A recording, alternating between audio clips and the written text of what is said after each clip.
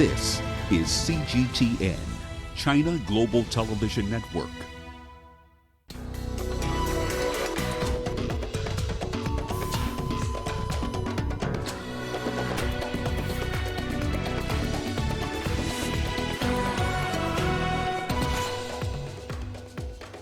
We bring you the latest updates in the COVID-19 outbreak.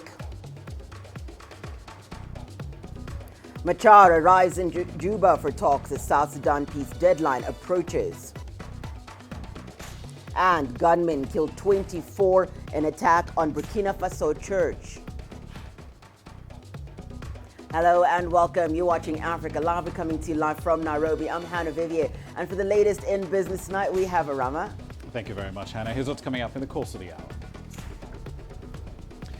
Shares over in Europe are hitting record highs despite the COVID-19 outbreak. And Zimbabwe's Monetary Policy Committee has decided to keep the benchmark lending rate unchanged at a still eye-watering 35%. We'll have the latest on those stories and plenty more in the course of the hour. For now, though, let's start with the latest in current affairs with Hannah. Thank you, Rama. We'll see you in a bit. We start now with the latest on the coronavirus outbreak. The total number of confirmed cases in China has surpassed 70,000. More than 1,700 people have died, while over 10,000 people have recovered. The majority of infections in China are in the central province of Hubei, 70% of which are in the provincial capital, Wuhan, where the outbreak began. Outside Hubei, Guangdong, Zhejiang, and Henan provinces are the most affected areas.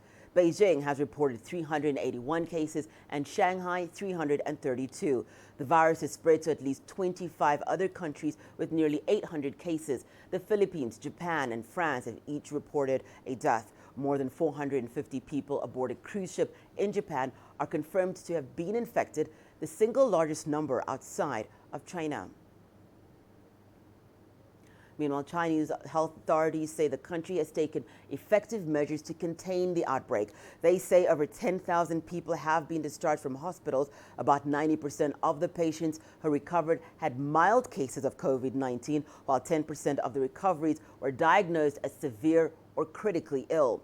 The officials highlighted the importance of early diagnosis and treatment. 10,000 have recovered.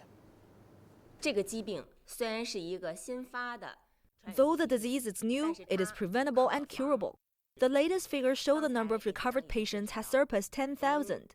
The daily new cases outside Hubei have dropped for consecutive 13 days. These signal that the measures we took are very effective.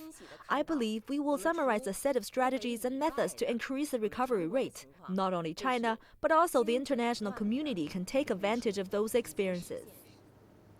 Huangshi, a city near the epicenter, Wuhan, has described its efforts to cure and contain the disease. At a press conference in Hubei today, an official spoke about how patients there were being treated. We have classified patients due to the severity of their illness and sent them to different hospitals. Hospitals are divided into 3 categories to receive mild, severe, and critically ill cases. Nearly 2,000 beds are provided. More than 3,000 medical workers are on the front line. Hospitals designated for severe cases have the best medical equipment. Experts are also monitoring the symptoms of patients there each day and discussing the treatment plans. Medics are working under immense pressure to save lives in Wuhan. Some are undergoing therapy to cope with the stress. Our reporter, Tao Yuan, has given rare access inside the isolation wards to find out more.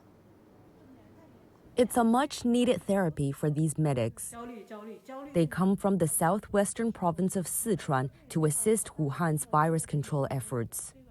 Many have been working non-stop for more than 20 days. Nurse Cao Xiaoyan was upbeat when we first spoke to her outside of the temporary counseling room in her hotel. But 10 minutes into the conversation,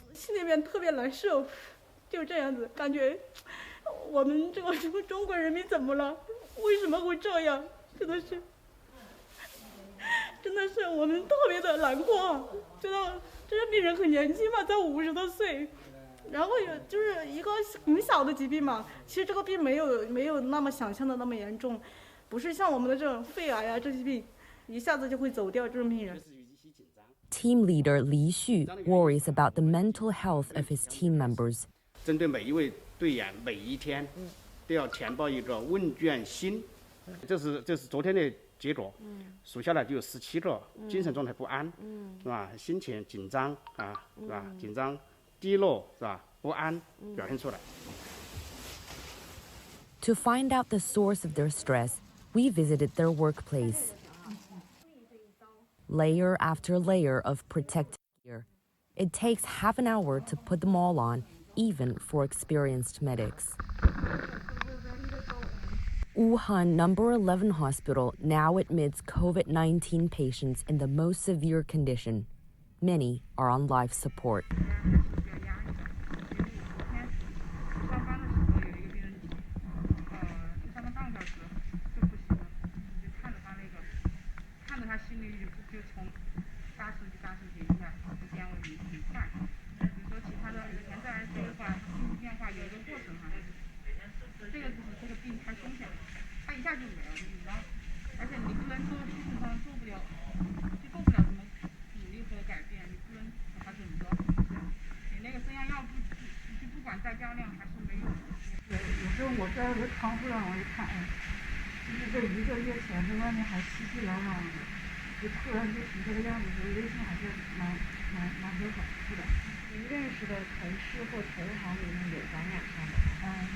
We spoke to about a dozen doctors and nurses here. We don't know all of their names. No pen and paper or anything else besides a GoPro camera is allowed in and out the isolation area. Painstaking preventative measures every step of the way. A minor contagion can easily mean the difference between life and death. Back at the hotel, therapist Liu Tian sees worrying signs in about a third of his patients. 可能无论是心理躯体，当然确实有这样的一部分，但是可能有2/3的人，他们呈现着一些乐观的、坚持的一些东西啊。我觉得真的人的本身自身的这样的一个力量的东西，我今天感受到很明显啊，在我们医务工作者身上感受到了很明显。Liu Tian will soon conduct therapy not only on medics, but also patients. He says a strong mental will is vital for their recovery. And for the city in crisis, in a battle with no end in sight. Taoyuan CGTN, Wuhan. Local communities in Wuhan are doing another round of comprehensive checks to find more cases that may have gone undetected. CGT and Sun Tianyan accompanied community volunteers on a round and found out how residents, especially the elderly, are managing.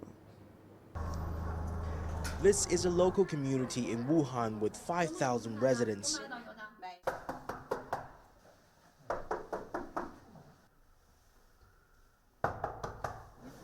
No stone is left unturned as community workers visit every floor to uncover more coronavirus cases.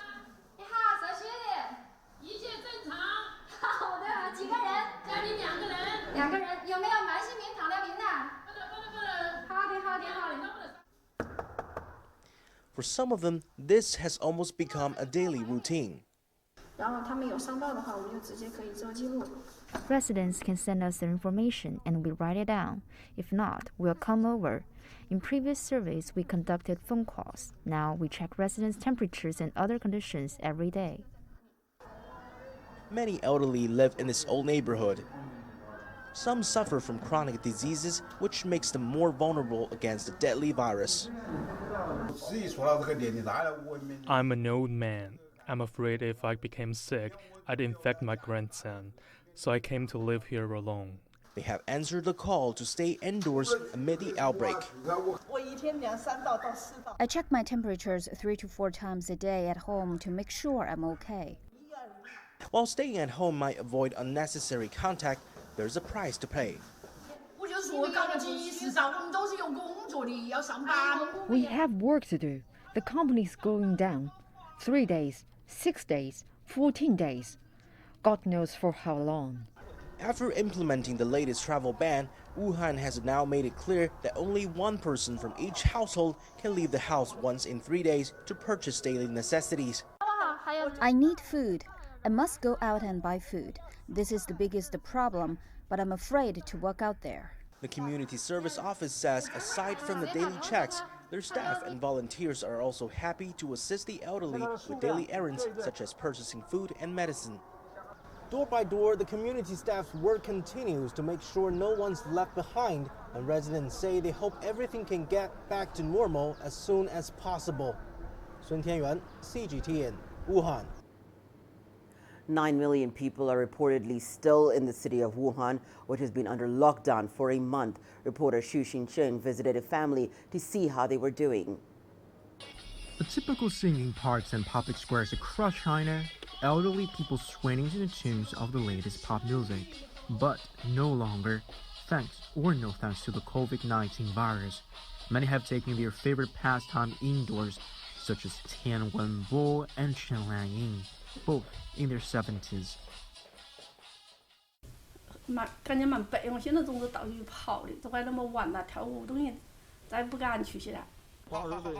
virus has also forced many communities in Wuhan to undertake strict measures.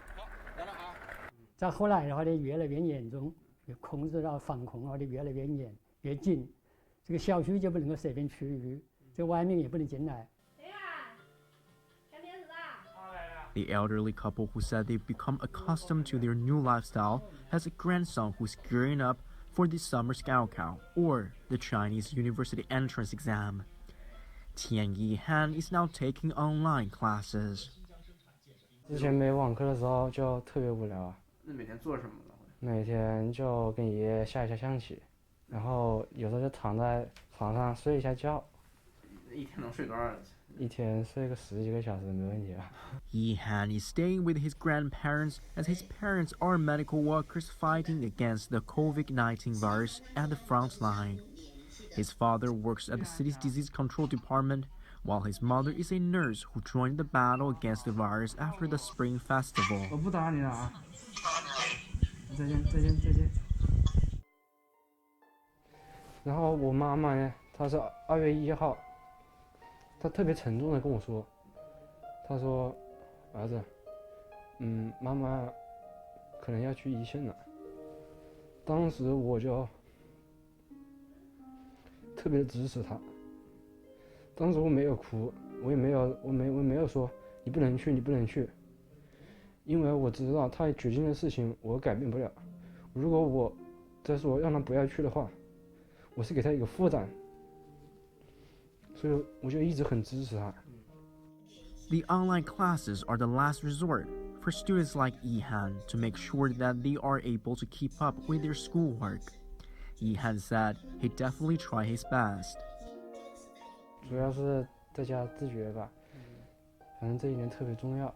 因为今天我跟我同学们聊天嘛，聊到我父母，他们都夸我爸妈非常棒，然后他们是我的骄傲。 然后我就想，今年6月份我要成为他们的骄傲。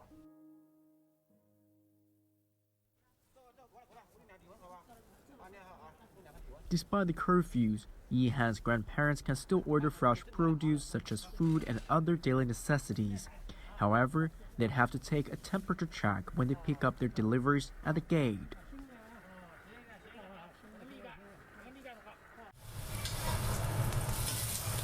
这个我是按时的弄饭他去，是吧？这我说这全国人民都支持我们武汉，是吧？为武汉加油，为湖北加油，为中国加油，是吧？我们。许新成 CGTN Wuhan. Australia plans to evacuate its citizens from the Diamond Princess cruise ship currently quarantined off Yokohama in Japan. The U.S. has already evacuated its nationals from the ship, with more than 400 people on the liner contracting the virus. It's the biggest cluster of cases outside of China. Our correspondent Terence Terashima has more. They found 99 more positive cases in the from the Diamond Princess today. They've tested about just over 500 people, and that's in the process of testing all the passengers so they can disembark starting from 19th of February. They will start with the elderlies, then they will test everyone on the ship, about 1,000 or more cases. So there are fears that there may be more cases found as the test goes on. But when they test negative and provided that they have not been in close contact with those found positive, they can start disembarking the Diamond Princess. Australia is evacuating some of its citizens. US has already evacuated their nationals from the ship, and there are a number of countries that's currently negotiating with the Japanese government in evacuating their nationals off the ship, also of charter planes to take them home. Meanwhile, the Standing Committee of the National People's Congress will meet next week to deliberate on a postponement of the annual full session of the NPC. The lawmaking session was scheduled to open in Beijing on March the 5th, with nearly 3,000 deputies coming from all over the country. But an official says controlling the COVID-19 epidemic is now the biggest priority. He says most deputies are busy fighting the epidemic on the front lines. The plan to postpone the session is intended to allow concentrated efforts on containing the virus. Under Chinese law, the final decision must be made by the National People's Congress Standing Committee, which will meet on Monday next week. It will also prepare revisions of several laws related to epidemic prevention and control.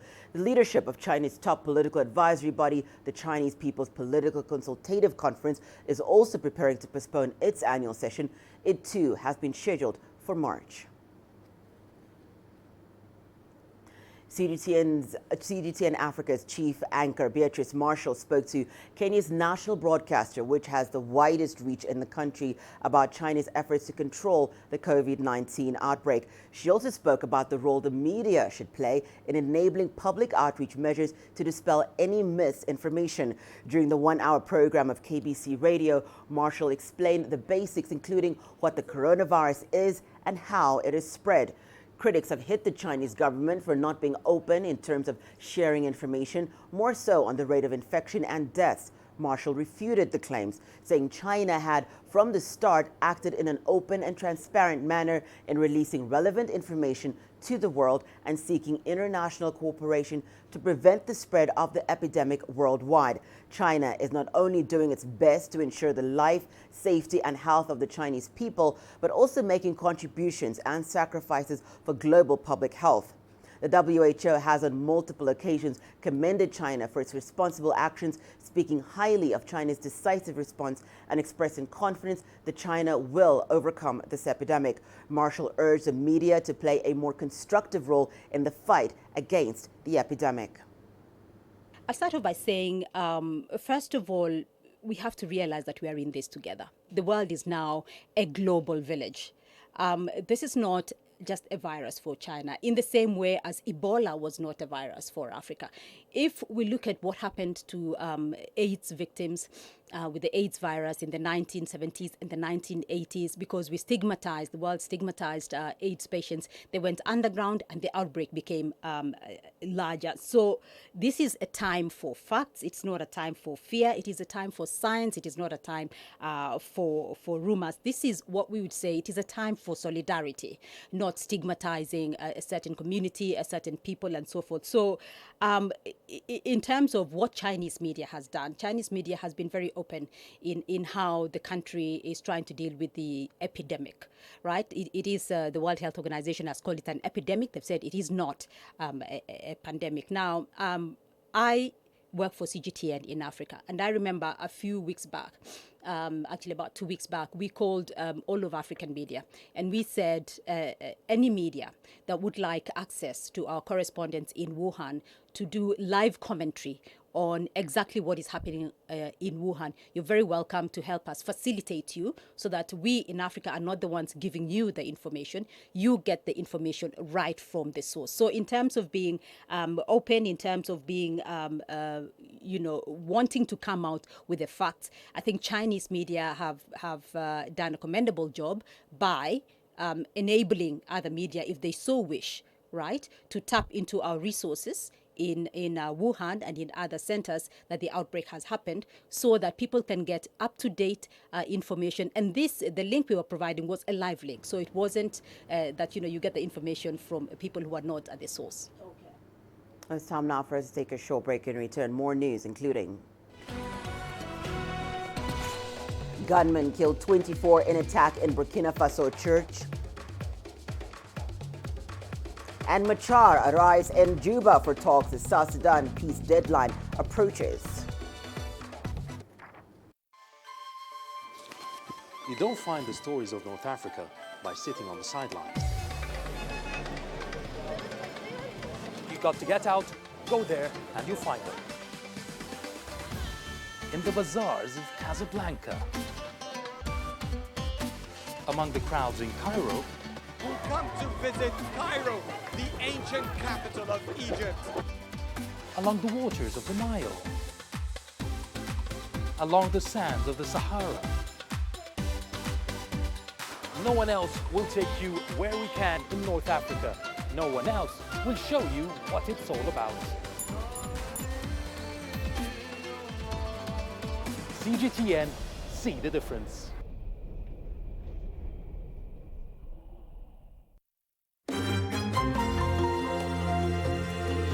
Africa Live. Find your voice.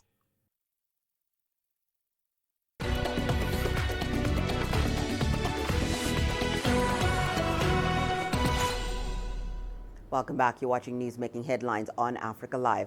South Sudan's opposition leader Riek Machar has arrived in Juba to try to resolve a key peace deal issue. The country's two rival sides have just days to the expiry of a deadline imposed by the international community. Machar has rejected a compromise by President Salva Kiir on the future number of states within South Sudan. But as CGTN's Patrick Ayet reports, more talks are expected. A stalemate in South Sudan's peace process over the very essence of its communities. The government and opposition disagree over how they shape a number of states. President Kiir has offered to return to 10 states, but wants to create 3 new, more independent administrative areas as well. Opposition leader Riek Machar says he will only accept the compromise if the 3 administrative areas are removed.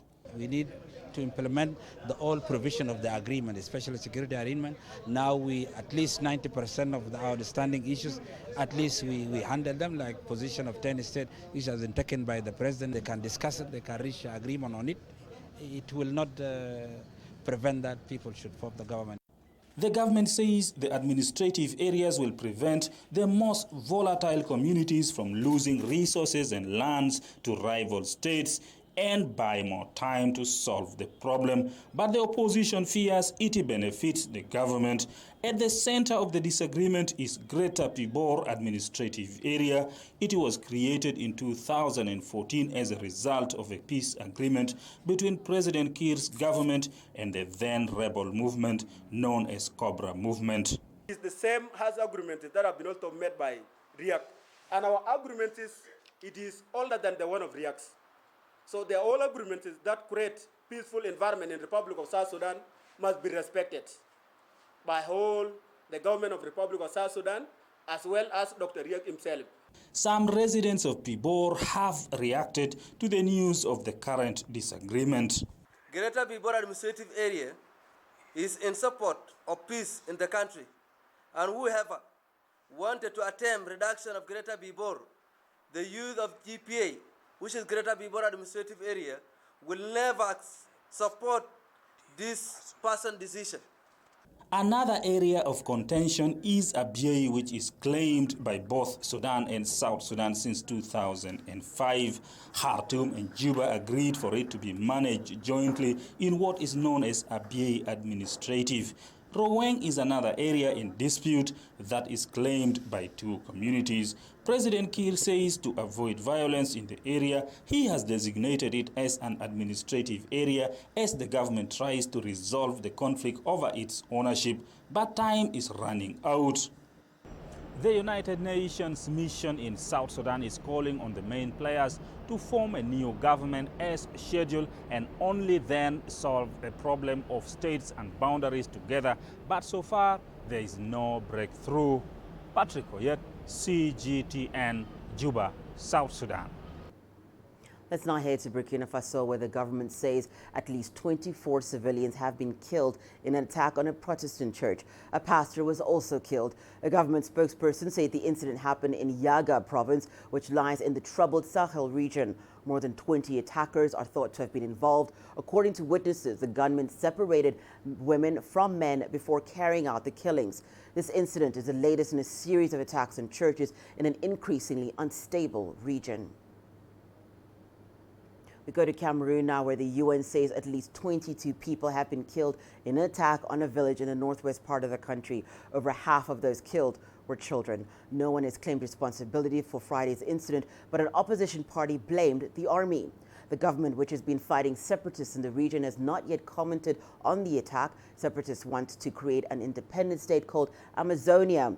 The conflict has been centered in northwestern Cameroon, where most of the population speaks English. More than 3,000 people have died since the outbreak of fighting. 70,000 others have been displaced.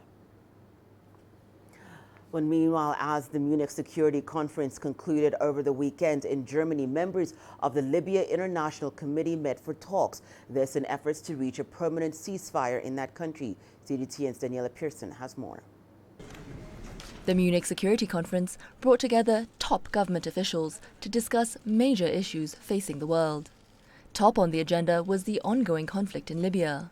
The North African nation has been in crisis since longtime ruler Muammar Gaddafi was overthrown by NATO-backed forces in 2011. The UN Deputy Special Representative to Libya reiterated calls for a permanent solution. The arms embargo has become a joke. And so we all really need to step up here. And it is complicated because there are violations that are, happening on land, sea, and air. And that all needs to be monitored, and there needs to be accountability, ultimately. World leaders met last month in Berlin to find a lasting truce in Libya. But their resolutions have been overshadowed by blockades of oil fields in the North African nation. But I must say, in contrast to these positive signs, the situation on the ground remains deeply troubling. The truce is holding only by a thread, with numerous over 150 violations reported, and it is the Libyan people that continue to suffer the most. It has been obvious in the last weeks that there have been many not insignificant breaches of the weapons embargo. There have been decidedly differing explanations offered up from Libya as to what the reason for this are, but everybody agrees that the path we have taken, which is to separate the conflicting parties from their supporters, is still the only path to possible success outcome in ending the civil war in Libya. Despite Libya's internationally recognized Prime Minister Fayez al-Sarraj and Eastern Commander Khalifa Haftar having not met at the Berlin summit, a special committee made up of 5 military officials from each side was appointed to monitor the truce. For now, both sides are waiting with bated breath for a follow-up meeting in Geneva, Switzerland. Daniela Pearson, CGTN. U.S. Secretary of State Mike Pompeo has pledged his country's commitment to help restore stability in Africa. Pompeo is meeting Senegalese leaders during his first official tour in Africa. He's next expected in Angola before wrapping up his tour in Ethiopia. U.S. Secretary of State Mike Pompeo's visit to Africa is sending mixed signals, according to critics. Some say the timing and agenda is not very clear. Washington has been considering military cuts in Africa, but more support was being pledged for the West African region. There was no better place to start than right here in Senegal, a vibrant democracy, rich in culture and history. The United States is proud to count Senegal as one of our closest friends on the continent. We did have a lot of conversation about the security issues here, about America's role in those. We've made it clear the Department of Defense is looking at West Africa to make sure we have our force levels right. Countries in West Africa are struggling to defeat armed groups linked to Al-Qaeda and ISIL. It is important that Africa comes to the front line. It is extremely important for us. We have enough people. We are certainly missing information. We are certainly lacking equipment. Today more than ever, Africa is facing major challenges linked to security and terrorism and needs the United States of America, which is a strategic ally, for the return of peace and stability. Pompeo's final stop in Africa will be Ethiopia. Chamgono, CGTN. South Africa has lifted the ban on trade in livestock following the outbreak of foot and mouth disease last year. The Agriculture Department imposed a ban in December after an outbreak of the disease in Limpopo. This led to Eswatini and Zimbabwe banning any import of meat from South Africa. CGTN's Elisa Njamela now brings us an update on that situation. After conducting inspections at more than 100 sites, the Department of Agriculture, Forestry and Fisheries lifted the ban. Government has been grappling with challenges related to outbreak of the viral livestock disease since 2019. The Department of Agriculture, Land Reform and Rural Development announced a national ban on public auctions in December last year. Foot and mouth is a severe, highly contagious viral disease that affects livestock and has negative economic impact. I understand the impact that this has had in the economy, particularly for the auctioneers whose business it's about trading, but they too appreciate that what we did was to really protect the entirety of the red meat industry of South Africa. Speaking to journalists at a briefing in Cape Town on Monday, Didiza emphasized that her department will put in strict control measures. Even though we are lifting the ban, we are putting serious control measures to ensure that whatever trading that happens is not having some risk. So there will be preconditions for the resumption of these auctions. Auctions would only be conducted under stringent conditions and with the agents that are registered with the Agricultural Produce Agents Council. Didiza also said although Zimbabwe and Eswatini announced a ban on the import of livestock from South Africa in 2019, the impact on South Africa's large red meat sector was not as dire as it could have been, as trade continued with China and markets in the Middle East. She also warned buyers to be cautious when purchasing animals. The buyers themselves must be cautious so that when they buy animals, and this has been a practice, it's just that we're emphasizing it, you have to ask for a veterinary health certificate so that you can be convinced that this animal is free of disease. The ban impact on South Africa's 81 billion rand livestock. Motorized rickshaws were banned in Lagos. Lagos State Governor Babajide Nsawolo says the decision was made to improve safety and security in the area. CGTN's Brian Toussaint reports. Ever since the ban was enforced, Abisoye Adeni has been forced to leave her home at the crack of dawn. She walks for at least 30 minutes before getting to the bus stop, stretching her commute to work to nearly 2 hours. Before, the 23-year-old lawyer used to hop on a bike and get to the bus stop on time. She says the ban has made her life more difficult instead of improving it. Normally, I used to get a bike here, but I'm not going to get a bike this morning. So I have to go through the stress of trekking down here to stadium. It has not been easy at all. Even at times when I get to walk around, let's say 8:30, I feel very tired and exhausted to even do anything at work. I feel very tired and exhausted. So it has not only affected me, it has affected everybody. Lagos State Governor Babajide Sanwo-Olu says the ban was put in place to improve safety and security in his state. He has since launched 55 additional buses and inaugurated 14 public ferries and has promised an expansion of both. But some passengers, including those that are disabled, still hope the ban will be reversed. If you go to every bus stop, you see tons of people gathered waiting for bus. And if any bus appears, everybody is fighting and rushing to get into the bus. As a result, nobody consider people with disability and say, okay, allow them to enter first. There is nothing like that. Every man for himself. 14 modern boats have also been launched to ease transport and traffic. The largest boat can carry 60 passengers, some of who say they prefer using bikes to ferries. The ferry is good. In fact, the bike can't do the long distance, like from here to Ikorodu. It's dangerous. That is a fact. But getting to Ikorodu again, like the Ebute you are going now, from Ebute to Itamaga to every other place, we need the bike. Angry residents have now resorted to protesting in the streets against the ban. Motorbike drivers say the ban has made them unable to put food on the table, as motorbikes and rickshaws were their only means of earning a living. Brian Toussaint, CGTN. Well, that's it for me for now, but I will be standing by with more current affairs. For now, though, here are your business headlines with Rama. Thank you very much, Hannah. Here's what's coming up in business.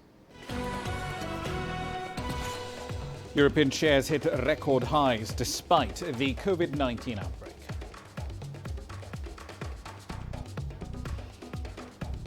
And the monetary policy authorities in Zimbabwe have kept the policy rate at 35%. We'll explore that next. Every story starts out like this. Okay, we'll head up now. But beyond the rush of the numbers, there's always a more fundamental question. What happened? Who has been affected? When market-moving decisions are made, who's responsible and why? Let's get some reaction on ground. Joining us in Johannesburg is Sutra Nairo. Hello, Nairo. This is how all stories begin. See how they end. Only on Global Business.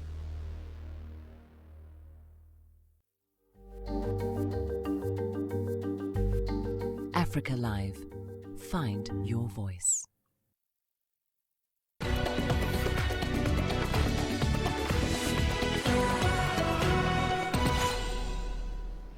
Welcome back. European equities hit another record high on Monday, with automobile stocks leading gains amid fresh attempts by China to limit the economic impact of the COVID-19 outbreak. Now, shares of vehicle manufacturers are extremely sensitive to both Chinese demand and industrial output. They rose by 2% on the day, led by the French car parts group Ferruccia, which also reported a rise in annual profits and sales as well. Now, the automaker-heavy German stock index also did touch a record high. China cut interest rates and flagged possible tax cuts as it's struggling to limit the economic fallout from this coronavirus epidemic, which has now killed more than 1,700 people in the country. Here's a view from Otto Sedler's head of specialist equities trading. Wir sind unverändert in diese Woche gestartet und dazu. This week took off with no changes, and there are good reasons for that. On one side, we have reached a record high, but on the other side, we also see geopolitical burdens, especially the coronavirus, which is not over yet. The coronavirus issue is being dealt with. If it lasts longer and isn't controlled, then the real economy could shrink, and that would have an effect on the stock exchange. The longer the coronavirus is a big thing for the business operations, the bigger the chances are that it becomes a thing for the stock exchange. Würde dann auch wieder an der Börse thematisiert werden. Now, though some Chinese factories have resumed operations, there's still a bit of a problem there after the delay on the coronavirus epidemic. Others have remained closed so far. As the GTN's Yang Qingxi found out, without further support, some of these firms would be in even deeper trouble. Since February the 10th, many of China's factories have resumed operations. And that's widely seen as important not only for China, but also the rest of the world. According to a survey by consulting firm McKinsey across 186 economies, China has emerged as the largest source of imports for 65 of them. At over $14 trillion, China's economy has grown 7 times larger than during the SARS epidemic, and is now a far more integral part of the global supply chain. This company in Shanghai produces pumps for residential and office buildings. These pumps are ready to be shipped across China and to other markets in the world. But there's a challenge. Many of the company's spare parts suppliers in China have yet to resume operations. Given the drastic fall in domestic orders, some have chosen to postpone their production till late February. The result? We are only at about 30% of our usual production capacity. But in the meantime, the company still has to pay factory rental and employees' wages. The troubles of China's pump suppliers raise concerns from international markets, as China exports up to 28% of the world's mechanical equipment. Similar concerns are widely shared across different industries. For example, Apple has 30 suppliers in China, while Hubei province, the center of the epidemic, produces over 2 million cars for the world annually. That makes the survival of Chinese companies hugely important, even crucial for the global economy. I am sure we will be able to rebound after this outbreak ends, but the challenge at hand is surviving through this period. Central and local authorities are continuing to roll out measures this month to support the private sector. Mr. Xian, for instance, is calling for further government support like lowering financing costs and reducing logistic fees. Yang Chengxi, CGTN, Shanghai.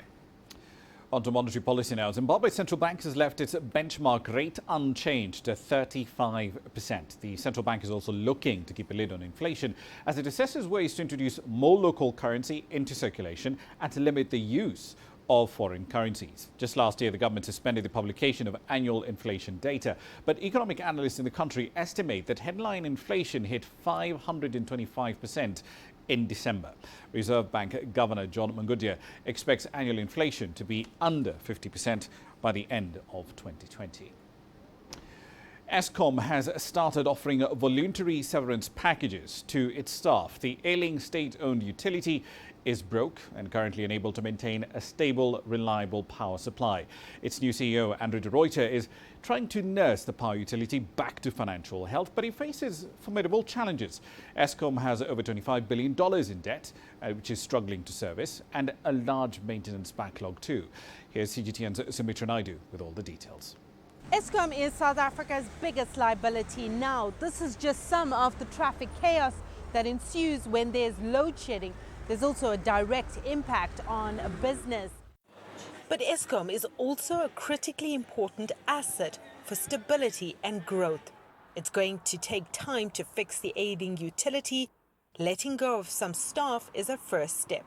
The process is to offer voluntary separation packages to managerial employees, anyone and everyone who is at a level where they are a manager, non-bargaining employees, can apply to leave the company. Of course, management will have the discretion to accept or decline an application, and that's what the process is. Totally voluntary, no forced job losses will occur. $28 million has been set aside for the separation packages. Those employees that agreed to take the package will leave by April this year. Eskom will recoup the 400 million rands that it has put to this process within a year of the process closing, and the intention really is to make the company better, more efficient, lean structures, also looking at the best interest of the company going into the future. So management will look at all the applicants critically and decide whether their skills are critical or not to the operation, and whether the operation can afford to lose such people. Eskom has a bloated workforce of over 46,000 employees. Many believe this move was long overdue. It's a pinch in one financial year of 400 million rand that, if done well and they're able to pay out these severance packages, they will able to have a relief of a over 50% bloated wage bill in their income statement going forward. So it would reduce their costs in that respect, and it would help stabilize their financials post this period. So there are those considerations and there are those possible scenarios that can be at play. While the process is completely voluntary, senior employees over 60 have been urged to consider the package. Sumitra Naidu, CGTN, Johannesburg, South Africa. Now, still on the theme of energy, Nigeria has received more than $1 million from the United States Trade and Development Agency to set up a gas power plant in Abuja. Africa's largest crude oil producer is looking to stop decades of gas flaring and to make far better use of its enormous natural gas reserves to close its vast electricity deficit. Here's CGTN's Phil Ihaza with the details. Gas flaring in Nigeria has been occurring since the country discovered crude oil in 1956. The practice of burning off excess gas during oil production is widespread, but is often wasteful and environmentally harmful. Despite Nigeria's abundance of oil reserves, the government is yet to fully maximize its gas, which is a byproduct of crude oil. Since the government became a bit serious about using gas resources, it opened the eyes, the whole country's eyes, to the fact that we haven't done a lot of integrated planning. And so while we're developing crude oil infrastructure, for example, we weren't developing gas infrastructure alongside. So we don't have enough gas processing plants. We don't have enough gas pipelines to take natural gas from the fields, to take them into this processing plant, and to distribute them to areas where you can have, where you can utilize them. Nigeria loses an estimated $90 million from gas flaring annually. The federal government in 2016 launched a program to drastically cut down gas flaring and convert the flared gas to economic use. It says the grant from the US will be used to develop the energy sector and tackle the country's ailing electricity challenges. Experts say this is a move in the right direction. So in addition to revenues for government coffers, gas is really significant for development. I mean, probably the most primary use you would think of it would be to power our electricity sector. It would be such a significant boost in that regard. But also for, when I talk about industrialization, the ability to have a petrochemicals industry, a robust petrochemicals industry, it's also will also provide a significant boost to our economy. Nigeria set a deadline 10 years ago to end routine flaring by 2020. But the country is still ranked by the World Bank as one of the top 10 largest gas flaring countries globally. Experts say Nigeria will need more support from international bodies and the private sector to fully maximize its gas reserves. It's hoped that this would help grow revenues in the country and bring it closer to the United Nations deadline of zero gas flaring by 2030. Phil Ihaza, CGTN, Abuja. And right next door in Cote d'Ivoire, business leaders and investors attended the inaugural edition of the World Business Summit in Abidjan. Discussions there focused on how to close the electricity supply gap across the continent. Over 640 million Africans have no access to energy. In sub-Saharan Africa, 55% of all urban dwellers live in slum-like conditions. Many of them lack electricity and energy connections or may be connected illegally. Business leaders now tabled issues around access to energy and opportunities available in the market on the continent during the World Business Summit. Africa's development requires significant development of the energy sector. Africa has great potential. It is true that the development of this sector requires very costly infrastructure, but I believe that with the support of private and public partners, we can do it. According to experts, Africa must invest in the energy sector and establish a common regulatory framework to make a successful energy transition. I believe it's time for Africa to embrace renewable energy. In addition, it's important to ensure financing is available to enable development in the sector. However, in order to make a successful transition, I believe that legislation in this sector should be harmonized in Africa. The World Business Summit is also a platform for exchange between project leaders and potential investors. Our role is to give prominence to the available financial institutions in order to link them to the project leaders and SMEs. For this first edition, we have investors from Brazil, the US and London who are keen in investing in the energy sector.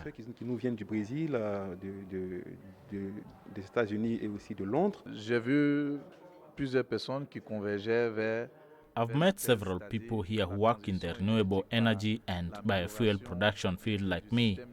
I have managed to exchange contacts with the Brazilian investor who has had successful influence on the policy and on the market front in this country. I have already approached him and I hope that we will be able to work together.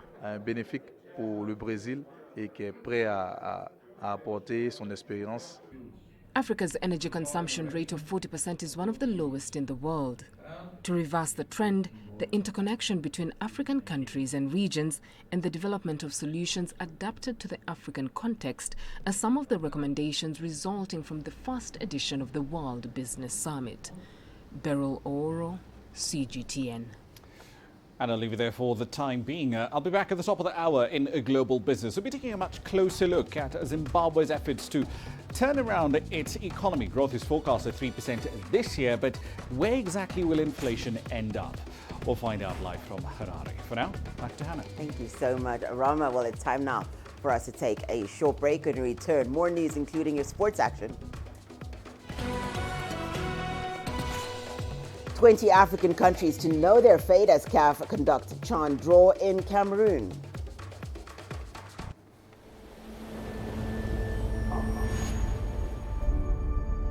How would you create your legend?